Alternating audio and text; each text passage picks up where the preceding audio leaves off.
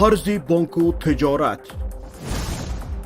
درستی نظارت، طرز حلال شفا، همکاری وعده وفا، احکام هجرت، سفر، طبق شریعت نظر، این همه در برنامه ترازوی عمل. بسم الله الرحمن الرحیم. السلام علیکم و رحمت الله و برکاته. بینندگان و شنوندگان عزیز، امروز خیلی که میبینید بنده به نزد شما به موضوع آمدم که سال هاست در تاجیکستان زیر پای ظلم و بی‌عدالتی سر دعوا کرده نمیتواند سر خود را بالا کند و نمیتواند بگوید که این من هستم دفاع که باید از حق مظلومین و پیش از همه از حق خود تو ای صاحب حق دفاع کنم. امروز موضوع ما درباره دفاع کردن از حق خود می باشد. اگرچه موضوع خیلی وسیع هست و بنده خیلی چیزها رو می خواهم در این برنامه همراه شما مطرح کنم، ولی از ناحیه چند چیز نمی توانم بعضی چیزهایی که باید گفته شود بگویم. ولی به هر حال تا جایی که باید امروز در برنامه گفته شود و دفاع از نظر انسانیت، از نظر شریعت تا کجا جایز است و چرا امروز این کلمه حتی در خانواده ها تقریبا وجود ندارد. آنی که صاحب حق است در داخل خانه خودش هم نمیتواند از حق خود فریاد زند و صاحبان حق روز از روز حقشان پایمال است و آنهایی که حق خور هستند، حق دیگران را میخورند، روز از روز آنقدر عادت کردند که گمان میکنند که دیگر قانون دنیا این است که ما باید با خوردن حق دیگران زندگی کنیم. اگر به حق آدمیزاد، به حق انسانیت نگاه کنیم، از اول پیدایش یا از اینکه پروردگار ما را آفریده است، ما همیشه صاحب دو حق اساسی هستیم. یکی حق معنوی ما، دیگری حق مادی ما. حق مادی یعنی خانه و در و مال و فرزند و هر چیزی که از مادیات است. حق معنوی باشد آبرو و عزت و تهمت شدن، یعنی نابود کردن حق معنوی. بیاید اولا از دفاع کردن از حق معنوی کمی با هم صحبت کنیم. بعد از این میگذریم به موضوع دفاع کردن از حق مادی خود، از مال خود، از اولاد خود، از زمین خود. درباره از حق معنوی خود دفاع کردن عزیزان، آنه که حقوق معنوی ما را پایمال میکند، یا دشنام میکند، یا تحقیرمان میکند، یا بر علا تهمت میزند، مثل اینکه میگویند اینها دشمنی ملت هستند، یا اینها خائن هستند، یا اینکه شوهر این است، یا زن این است که بسیار میشنوید. آنهایی که حقوق معنوی ما را پایمال میکنند دو گروه هستند. یکم گروه هایی که دیگر نباید به آنها اهمیت داده شود. پیش از همه به این گروهی که نباید به آنها اهمیت دهیم همون فیک هایی هستند که در کامنت ها یا در پیش نظرها میخوانید. آنهایی که در شبکه های اجتماعی با نام های مستعار، با نام های روسی، حتی عموما نام خود را پنهان میکنند، جای زیست خود را پنهان میکنند، با نام مستعار میبرایند و در حق شما هرچی به دهانشان آمد میگویند. در حق شما، در حق خانواده شما، در حق ارز شما. اما آن شخص یک شخص ترسوی هست که پشت پرده هاست و حتی نام خودش را بیان نمی کند که بیش نیست به گفت خود ما. و اینها نباید عموما اهمیت داد، برای آنکه هدری وقت است، نابود کردن وقت است و ارزش ندارد که به اینها بگویی که من در نزد تو از حقوق معنوی خود دفاع میکنم. تو مرا تهمت کردی، من باید تهمتی که کردی برطرف کنم. تو دشنام کردی، باید به دشنام تو جواب گویم. این گونه انسان ها سزایشان فقط خاموشی است. برای آن که تصور کنید یک انسان بینام، یک انسانی که نامش را پنهان میکند، شخصیتش را پنهان میکند، اکثریتش با نام های روسی یا با یک دو سه حرفا که عموما ترسو هست، میبراید درباره آبروی شما گپ میزند و شما باید از خود دفاع کنید که فقط مقصد او اعصاب شما را خراب کردن یا وقت شما را تلف کردن است. و اینچنین گروهی دیگری هم هستند که آنها نام های مستعار یا در عالم مجازی نیستند، در حقیقت میشناسید، یا دوستان ما خدای نکرده از این دوست ها پروردگار همه را نجات دهد یا پناه دهد که این گونه دوست نداشته باشه. بعضی نفرانی که یا خویش و تبار ما هستن یا دوست هستن یا همسایه هستن یا همکار هستن، یعنی ما میشناسیمشون و آنها بجز تهمت کردن و یا تحقیر کردن با مسخره و با ملامت یا اینکه کار کرده به اعصاب شما رسیدن دیگر کاری ندارن. گویا که برای همین آفریده شدن، گویا این انسان آفریده شده است تا اینکه اعصاب تو را خراب کند. و ما خودمان خیلی خوب میدونیم که سخن این انسان در یگان جا ارزش ندارد، برای اینکه این شخصیت با این اخلاق خودش آبروی خودش را زیر پا کرده است. هر چی تهمت کند هم، هر چی دشنام کند هم، هر چی در حقوق معنوی ما را پایمال کند هم، کسی سخن او را به یگان ارزش قبول ندارد یا تماما به سخن او کسی توجه نمی کند. اما این دو طایفه انسان‌هایی که ما میشناسیم و میدونیم که سخن آنها در یگان جا قبول نیست و الکی آنها رو با همین کسب همه میشناسند. آنی که همیشه مسخره میکند، آنی که همیشه یک نفر رو میبراید و تهمتش میکند، آنی که غیبت دیگر شغل دائمی او هست، خواه در یوتیوب باشد خواه در زندگی شخصیش باشد. این نفر رو ما شناختیم، دیگران هم میشناسن، البته اهل خرد میشناسن، برای آنکه شناختن یک احمق یا شناختن یک بدزبان بصیرت میخواهد. و عجبا که بعضی انسان ها این گونه ابله ها رو گمان میکنن که اینها اهل حق و حقیقت گو هستند، ولی حقیقت گویی فقط به تحقیر و دشنام نمی شود. اگر ما این گونه انسان ها رو هم میشناسیم در اطرافمون که دنیا از این گونه انسان ها خالی نیست و در زمان پیامبر هم بود و از این پیشتر هم بودن، بهترین رو با این گونه پایمال کننده های حقوق معنوی سکوت کردن است. برای آنکه در قرآن کریم هم هست که در صفات عباد الرحمن الله میگوید و اذا خاطبهم الجاهلون قالوا سلاما. وقتی جاهل ها آنها رو خطاب میکنند با تحقیر، با دشنام، با مسخره میگویند سلام بر شما. ما شمایان را ارزنده نفرانی نمیبینیم که درگیر کلام با شما شویم. شمایان اصلا لایق در نزد شما خود را مبرا کردن و به هر یک کلمه خبیث شما جواب دادن نیستید. ما با شما نیستیم. یعنی بهترین رو با این گونه فکرهای شبکه‌های اجتماعی که در همون کامنت های شاید حاضر هم دیده ایستاده باشید که از کجای با یک نامی مستعار میآیند یا با همان نفرانی که ما میشناسیم، متاسفانه این گونه آنها طبیعتی بد دارن، نیش اقربی دارن، همین است که به حالش میگذارید، تلف وقت نمیکنی. برای آنکه وقتهای ما مثل یک مرجانه های مروارید های هست که هر لحظه دارد از دستمون میرود، باید بداریم آن را در جایش صرف کنیم. بهترش این که یا خاموش بمانیم یا زبان خود را با چیز دیگر آلوده کنیم، نه اینکه با این گونه انسان ها درگیر شویم و از خود دفاع کنیم. در نزد این گونه انسان ها از خود دفاع کردن، به دشنام گردانیدن، وقتی میگوید تو این هستی آن هستی من این نیستم گویان برای او اثبات کردن هیچ ارزش ندارد، برای آنکه آن انسان فقط مقصدش خراب کردن اعصاب تو هست و اگر تو هم به او رد گردانیدی یا اینکه به او جواب دادی دیگر او به مقصدش میرسد و این ما هستیم که خسارت میبینیم. اما طایفه دیگری هم هستند که آنها اهل بصیرت هستند، اهل خرد هستند. جایی هست که انسان‌هایی هستند که همه میشناسند، سخن آنها در همه جا قدر دارد. اگر آنها در حق ما تهمتی کردن یا ناسزایی گفتن، دیگران آنها را قبول دارند. یک انسانی که همه او را همچون یک انسانی در بین مردم مشهور یا با حکمت یا انسان دانشمند میشناسد، یا در عائله خود یک پدر ما، مادر ما که همه سخن او را گوش میکند، یا همسر ما، یا در جای کار، یا عموما در جامعه در هر جا باشد، آن انسان یعنی سخنش معتبر است، آمد و در حق ما تهمت کرد، آمد و چیزی در حق ما گفت که دیگر نظر دیگران به ما عکس شد. انا در اینجا باید اثبات کنیم که آن چیزی که تو میگویی تهمت است و مردم بدانند اگرچه این انسان آبرومند است، صاحب اعتبار است، تا امروز این انسان را شما اهل عدل و انصاف میدانستید، اما انا همینجا او خطا میکند.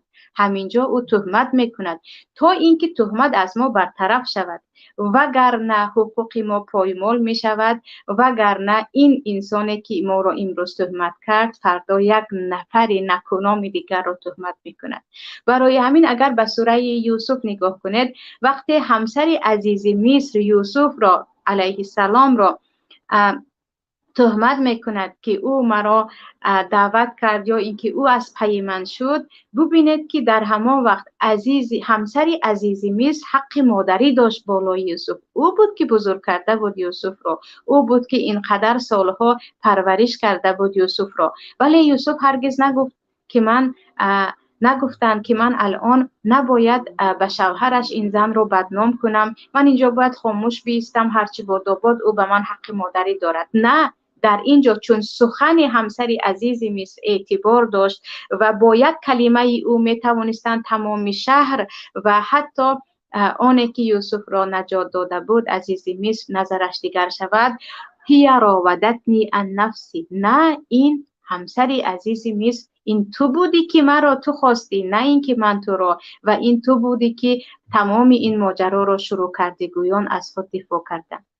این قصه را پروردگار برای ما میگوید تا اینکه بدانیم که گاهی می شود که هر کی هم باشد وقتی ما در تهمت بر علا هستیم باید از خود دفاع کنیم. حتی شوهر یا زنت یا فرزندت، پدرت، مادرت، وقتی که میدونیم که این گفته ها اگر در برابر این گفته ها اگر خاموش بمانیم دیگر دارد آبروی ما کاملا از بین می رود و این چنین زیادی ها باوریشان از ما کاملا گرفته می شود. و در این باره قصه مشهور حضرت عایشه مادرمان رضی الله عنها هم هست که وقتی تهمت می شوند در حادثه بزرگ افک میگویند من هرگز با کسی در این باره خود را مبرا نمی کنم، برای آنکه من میدانم که پاک هستم. من دلیل نمی بیارم، خود پروردگار است که پاکی مرا از بالای آسمان ها اثبات می کند که اثبات می شود و حتی در نزد پیامبر هم یگان بار در این باره عذر نمی خواهند. برای میگم من از چی عذر پرسم در حالی که من در اینجا کاملا بیگناه هستم. و اگر در برابر دفاع کردن از حقوق خود وقتی ما را تهمت کردن، تحقیر کردن، چیزی گفتن و اون نفر خیلی که گفتم عزیزترین نفری ما باشد هم اگر ما خاموش بمانیم میبینید که یک باره نظرهای مردم نسبت به ما چگونه دیگر می شود. در این باره خیلی قصه ها زیاد است، از جمله قصه مشهور عثمان ابن عفان شهید صحابه پیامبر صلی الله علیه و سلم داماد پیامبر که وقتی تهمت کرده می شوند که تو دیگر مسلمان نیستی، تو دیگر حق تمام مسلمان ها رو خورده ایستاده در وقت خلافتشان که البته اکثریت اینها خوارج بودند و دشمنان اسلام، عثمان حتی منت میکنند، میگویند مگر این من نبودم که برای مسلمان ها در وقت آنقدر غم بغلی چاه خریده داده بودم، مگر این من نبودم که در زمان قحطی که کسی نمیتوانست لشکری بزرگ مسلمان ها را مهیا سازد من با توشه مهیا کرده بودم، این مگر من نبودم که وقتی در بالای کوه همراه پیامبر بودند پیامبر گفته بودند که ای کوه آرام باش که در بالای تو پیامبر و صدیق و شهید است که شهید همان من بودم. یعنی حتی خود را مدح و ستایش و منت بر آنهایی که میشنوند میکنند که این در برابر دفاع از حقوق خود جایز است. این درباره وقت شما را بر علا تهمت میزنند، بر علا آن چیزی که از حق شما نیست میگویند، گفتن که مگر این نبودم که من به تو اینها را کردم، یا اینکه مگر همون تو نبودی که خودت شاهد بودی. این یگان گناه ندارد و متاسفانه ما گاه نه من حقوق خود را در روز قیامت میگیرم و گفته هایتان در قیامت جواب میدهید گویان حق خود را به یک بدگوی، به یک بدزبانه، به یک نفری که همه او را گمان میکنند که اهل حکمت است و اهل علم است اما زبانش همیشه آلوده است با عرض دیگران، با ناموس دیگران حق خود را به او میدهیم، یا اینکه به یک نفری که مدیر کارخانه است یا اینکه در جای آبرو دارد تا که کار خود را از دست ندهیم که گمان میکنیم رزق ما به دست این بنده است، یا اینکه عائله خود را از دست ندهیم. یک خویش و تبار آنقدر بالای ما تهمت میکند و ما دیگر سر خود را بالا نمیکنیم و انا این دفاع نکردن از خود و گمان کردن که از خود دفاع نکردن قهرمانی است که این ذلت و ترسوکی هست سبب شده ایستاده است که امروز زبان تهمتگران هم روز از روز دارد جلو می رود و این چنین زبانی به زبانهایی که آنها دیگر عادت کردن اطرافیان خود را با این گونه زهرهای تلخشان به خود جلب کنند. این درباره پس نفرانی بود که حقوق معنوی ما را زیر پا میکنن. عزیزان حتما باید ببینیم که کی این کار را کرده ایستاده است. چه خیلی که گفتم اگر آنی هست که ارزش است ندارد که با او صحبت کنید از اهل جهل است، پس باید ما پیروی قرآن باشیم، پیروی پیامبر صلی الله علیه و سلم باشیم که به هر یک بدگویی بد زبان ها جواب نمیدادن و حتی توجه هم نمیکردن، چون دستور پروردگار بود که وعارض عن الجاهلین، از جاهلان آنهایی که چی میگویند میکنن نفهمیده میکنن، گاه عقل ندارن که برای اون چیزی که گفته ایستادن باید اول فکر شود پیامدش چی است، به آنها اصلا اهمیت نده. برای اون که با اهمیت دادن به آنها هم اسراف وقت است و هم خراب کردن اعصاب. اما حقوق دیگر انسان ها این دفاع از مادیات است، دفاع از زمین خود، دفاع از خانه در خود، دفاع از مال خود، دفاع از همسر و از دختر و از آنهایی که عزیزان ما هستند. زمانی شد که عزیزان ما گاه ترسوگوی خود را گمان میکنیم که صبر داریم و بعضا تقدیر رو هم ملامت و مذمت میکنیم که این چیز چی روز است که بالای سر ما آمده ایستاده است. ولی اگر از نزدیکتر ببینیم مگر پروردگار در این مسئله هایی که امروز تاجیک ها هستند، امروز من و شما هستیم، مگر پروردگار به دست ما هم نداده است قسمت از آن را که شما هم کمی حل کنید، شما هم کمی پیشتر روید، شما هم کمی از خود دفاع کنید. پس اگر دفاع از درباره جان و مال رود، در نزد جمهور علما و اتفاق 4 مذهب علل خصوص در مذهب ابو حنیفه رحمت الله علیه خیلی تاکید شده است که فرض است وقتی کسی میخواهد مالت را از دستت بگیرد با او بجنگی، از نگرفتن مال خود دفاع کنی، برای از دست ندادن مال خود. و وقتی کسی میخواهد خانه تو رو گیرد، زمین تو رو گیرد، وقتی مال گفتیم هر چیزی که ارزشمند است و این چنین وقتی کسی میخواهد به عرض تو، به ناموس تو، به همسر تو، به دختر تو، به خواهر تو، به مادر خود تو، به آنها تجاوز کند، تو باید از آنها دفاع کنی. و این چنین وقتی کسی میخواهد تو را از دینت باز دارد و تو بگوید که نه، تو همان گونه که پروردگار میخواهد زندگی نکن، تو باید از دین خود دفاع کنی. اولا درباره دفاع کردن از مال خود، دفاع کردن از خانه و در خود، دفاع کردن از زمین خود، در راه هستی، در کشورت هستی، در هر جا باشی کی هم نباشد، وقتی نفری جنایتکار از تو مالت را خواست، اون هم به زوری خواست، نباید یگان مسلمانی که به پروردگار ایمان داشته باشد تسلیم شود و بگوید من همه مال من از آن تو هست. او باید اگر از روی شریعت نگاه کنیم البته تا آخرین دمها باید علیه مال خود مبارزه برد. اینجا در ما حدیث در صحیح مسلم است، مرد به نزد پیامبر صلی الله علیه و سلم می آید و می گوید پیامبر الله، اگر نفر بخواهد که مال مرا گیرد من چی کار کنم؟ پیامبر میگویند به او مالت را نده. او میگوید پیامبر اگر برای گرفتن مال من با من بجنگد من چی کار کنم؟ پیامبر میگویند تو هم با او بجنگ. او میگوید پیامبر الله اگر مرا در وقت گرفتن مالم به قتل رساند و من به خاطر مال دنیا جانم را دهم، یعنی معنایش من چی کار میکنم؟ پیامبر میگویند تو شهید هستی. وقت دفاع از مال خود جانت را دادی تو شهید هستی. آن مرد میگوید اگر من او را در راه مالم که چرا به مال من تجاوز کرده ایستاده اید، چرا مال مرا داری از من میگیری، اگر من او را بکشم چی؟ پیامبر میگویند او در دوزخ است. یعنی نمیگویند که تو خطا کردی به خاطر مالت کسی را نکش. و اینجا اگرچه قول از جنگ و کشتار است عزیزان، این حدیث دستور عمل مسلمان ها بود که مسلمان برای خانه اش، برای زمینش، برای شهرش تا آخرین قطره هایش می جنگید و پیامبر این را به یک مرد گفتن آشکارا بدون هیچ قید و قیود. و در ما حدیث دیگر است در سنن ابو داود که پیامبر صلی الله علیه و سلم میگویند من قتل دون ماله و هو شهید.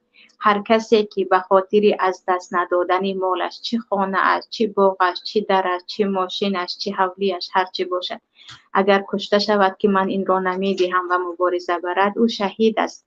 در دوامش میگویند و من قتل دون دینه و هو شهید. به خاطر دینش کسی را بکشند، او هم شهید است. و من قتل دون اهله و هو شهید. و هر کسی که به خاطر دفاع از اهلش، از خویش و تبارش، از همسرش، از دخترش، از ناموسش گفتیم، اگر بجنگد و دفاع کند که هرگز کسی نباید به دختر من دست درازی کنند، به مادر من، در اینجا او هم شهید است. یعنی هرگز گمان نکنید که شما وقت دفاع از مال خود، دفاع از ناموس خود، جان خود را از دست دادید این هدر است. نه، اینجا شما در نزد پروردگار همچون شهید هستید که با جسارت، جوان مردانه جان خود را از دست دادید. اما گاه می شود که عزیزان مسئله دیگر هست. ما بیخبر از آن هستیم که در بعضی از فتنه ها داخل هستیم، در بعضی از بازی های دو طرفه که میخواهند مردم علیه همدیگر خونریزی کنند، مردم علیه همدیگر بجنگند. ما گمان میکنیم که دفاع از زمین و از وطن داریم، ولی آنجا بازی های ابرقدرت ها در بالاتر است. اینجا باید مسلمان خیلی ذکی باشد. برای همین در بعضی از فتنه هایی که بین صحابه ها شده بود، بعضی از صحابگان مثل عبدالله ابن عمر، عبدالله ابن مسعود هرگز داخل نمی شدند، مثل اسامه ابن زید، در حالی که اینها از مقربان پیامبر بودند. برای آنکه میگفتند اینجا فتنه بین مسلمان ها هست. نمیگویم بازی صحابه ها بود، پناه به الله که صحابه ها مبرا هستند از بازی انداختن مسلمان ها و خون های مسلمان ها، ولی شبهه و فتنه بود. انا امروز هم وقتی میخواهند خانه در مسلمان رو بگیرن، زمین او رو بگیرن، به ارز و ناموس او تجاوز کنند، حالا طرف کی هم کی باشد، حتی اگر در مذهب امام ابو حنیفه اون طرف مسلمان باشد، حتی خویش و تبارت باشد، وقتی ناحق است به زور میخواهد از دستت بگیرد، در اینجا باید تا آخرین قطره از خود دفاع کنید، نه اینکه مثل ترسانچک ها زمینن رو بدی و گریخته بروی. ولی اگر در مابین زمینی نیست، چیزی نیست، بازی های هست و سوء استفاده می شوند از جهتی یک طرف یا گفتیم از یک طرف، در اینجا باید مسلمان خیلی ذکی باشد برای آنکه نفسی که الله برای مسلمان داد، آن جانی که الله داد، اون خیلی ارزش دارد و آن را باید به جایهای صرف کنیم که 100% میدانیم انا اینجا در حقیقت همان جایی هست که اگر از دست دادی این رضاگی است در نزد پروردگار و تو به مقامی رسیدی که آن را هم فقط شهدا به آن مقام رسیده میتوانند. پس در مسئله که امروز بعضی گمان میکنند نه ما باکی ندارد، خانت را از دست دادی، گریخته رو، به عائلت هجوم کرد، گریخته رو، یا چیزهای دیگری که هست که گویا که گریخته رفتن در شریعت باشد. عزیزان چه خیلی که گفتم اینجا حدیثی صحیح هست. پیامبر به کسی دستور ندادن که تو بمانو گریخته رو. وقتی که میدانی که اگر موندی و گریخته رفتی، دیگر آن را ظالم از آن خود میکند، دیگر آبروی همسر و آبروی دختر و آبروی ناموسی تو تماما زیر پا می شود. انا اینجا باید مسلمان یا اینکه هر کسی دیگری هم که باشد جسارت داشته باشد تا اینکه ما به این حدیث عمل کنیم. و عجیبش این است که امروز تقریبا عمل کننده های به این حدیث را دیده نمی شود و همه را می بینیم که دفاع خیلی که گفتم کیها زیر پا شده است و مردم دیگر از خاطر هم برآوردن که ما می توانیم با دفاع کردن از خود، با دفاع کردن از ناموس خود، با دفاع کردن از حقوقهای مادی و معنوی خود به جایهای برسیم که به آنجا فقط نفران میرسند که جسارت دارند و میگویم مقام اولیا و شهدا. و عجیبش این است که اگر تاریخ نگاه کنید در هر کشوری که به آن خاک آن کشور تجاوز شد یا به هر عائله‌ای که عائله ظالمی دیگر تجاوز کرد، و آن عائله یا نفری از آن عائله دفاع کرد یا مردمی آن کشور از خاک خود دفاع کردند، آنها تمام گویا به همان آیت که جاویدان هستند، نامشان در تاریخ است که تا آخر آنها از سرزمین خود دفاع کردند. یا نفری بود که تا آخرین قطره های خون خود از عائله خود دفاع کرد و کسی نمیتواند فراموش کند قصه عمر خطاب را، ببخشید عمر المختار را که در لیبیا برای خاک لیبیا چند سالها با یک قوه کوچک حتی دربارش فیلم هم هست، اینقدر جنگیده بود که تا از دست غارتگران ایتالیا به دست بیاورد و تا امروز در تمام تاریخ ها، حتی در تاریخ های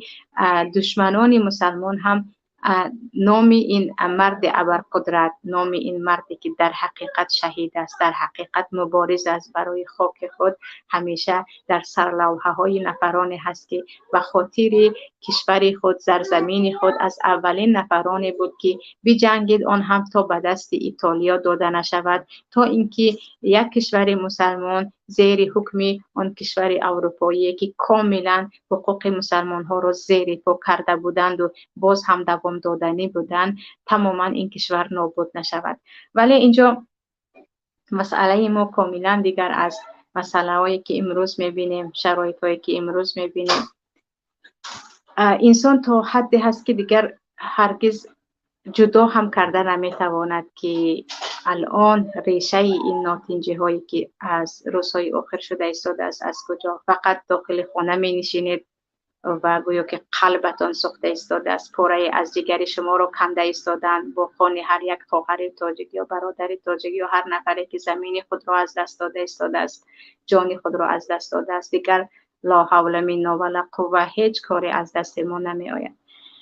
و این بود عزیزان برنامه مختصری ما همراه شما، با امید اینکه پروردگار مهربان مردم تاجیک را سرجم کند، علل خصوص آنهایی که صاحب عقل و خرد هستند، آنهایی که از عقل و از خرد و از حکمت دور هستند، دیگر پروای نه از ملت دارند و نه از مردم دارند و نه از دین دارند و نه از عاقبت خود، به آنها ما کاری نداریم.